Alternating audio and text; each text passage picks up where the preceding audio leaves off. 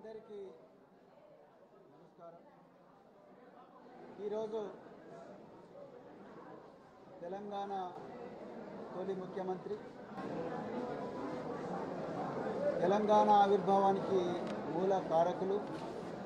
అదేవిధంగా తెలంగాణలో గురుకుల విప్లవానికి ఆద్యులైన పెద్దలు గౌరవనీయులు శ్రీ కేసీఆర్ గారి ఆదేశాల మేరకు ఈరోజు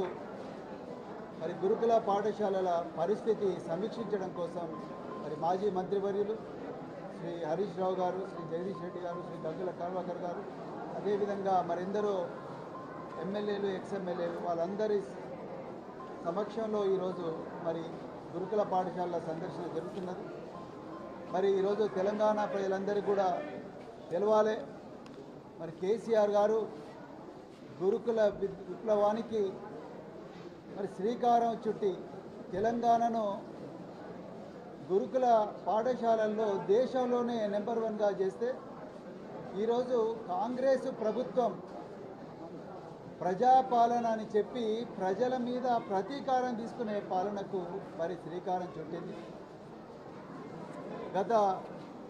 9 నెలలుగా గురుకుల పాఠశాలలను పట్టించుకున్న నాదులు లేరు. ఒకవైపు కేసీఆర్ గారి పాలనలోనేమో ప్రపంచ స్థాయికి పోయి ఈరోజు ప్రపంచంలో నెంబర్ 1 యూనివర్సిటీ అయిన హార్వర్డ్ యూనివర్సిటీలో, ఏ యూనివర్సిటీలో అయితే బారక్ ఒబామా, బిల్ గేట్స్ ఇట్లాంటి గొప్ప గొప్ప వ్యక్తులు చదివిన యూనివర్సిటీలో తెలంగాణ గురుకులాలు కేసీఆర్ గారి దార్శనికత మీద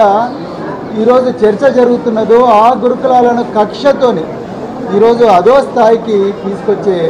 ప్రయత్నం ఇలా రేవంత్ రెడ్డి ప్రభుత్వం చేస్తున్నది ముమ్మాటికి కూడా వాస్తవం.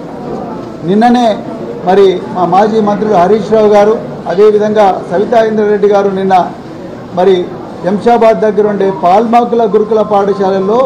అమ్మాయిల పరిస్థితి చాలా దయనీయంగా ఉందని అక్కడ కూడా విజిట్ చేయడం జరిగింది. మరి ఈరోజు కొండ భీమనపల్లి దేవరకొండలో ఈ గురుకుల విద్యాలయాల్లో ఉండే విద్యార్థులు ఎవరైతే ఉన్నారో వాళ్లకు ఎలుకలు కొరికి వాళ్ళు కూడా గాయాలైనని చెప్పేసి